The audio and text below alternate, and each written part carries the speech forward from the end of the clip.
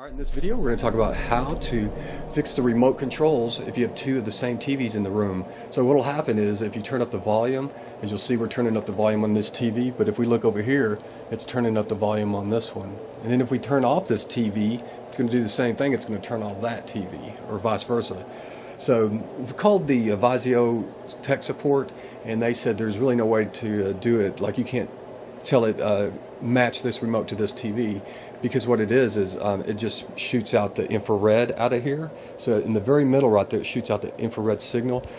So it's not like a laser either. It kind of sprays it out, if you could think like a water hose spraying out. If you hold your finger over it, and you know how it sprays out.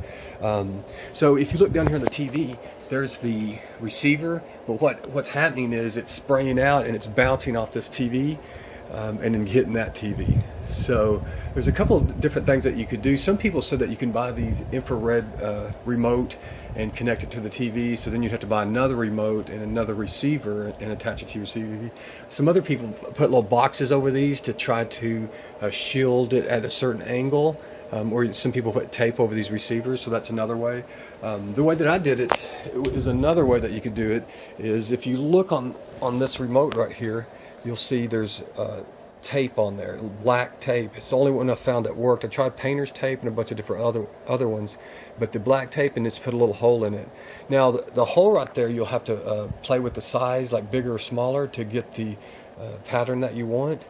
So if you look at it though, this one may be a little, I'm probably going to redo this one. This one's probably a little too small, but if we do the volume on here, you have to point it right at it now. So like if we point it over here, so if you see there, the volume's working if we point it right at the receiver.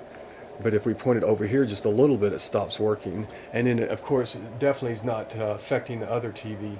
So, so here's how you do it.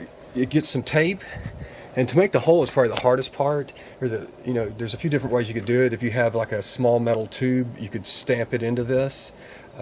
One of the ways that you could do it also is take a paper clip or a push pin and then heat it up, because if you just push it through there, the hole's going to seal back up, because it's like an elastic tape that electrical tape is. You can get this black electrical tape at Dollar Tree. They have two for $1, so you can get two of these for $1, and they're great for taping all kinds of stuff.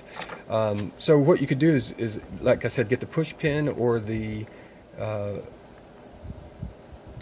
paper clip and heat it up, and then just press a hole in there. It'll melt a little hole in there, and then once you melt that hole in there, then you could take the scissors and just cut off the little piece.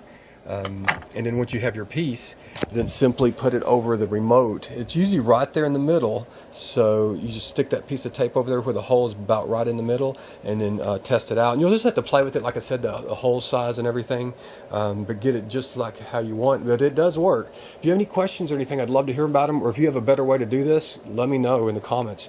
All right, thanks for watching, and take care.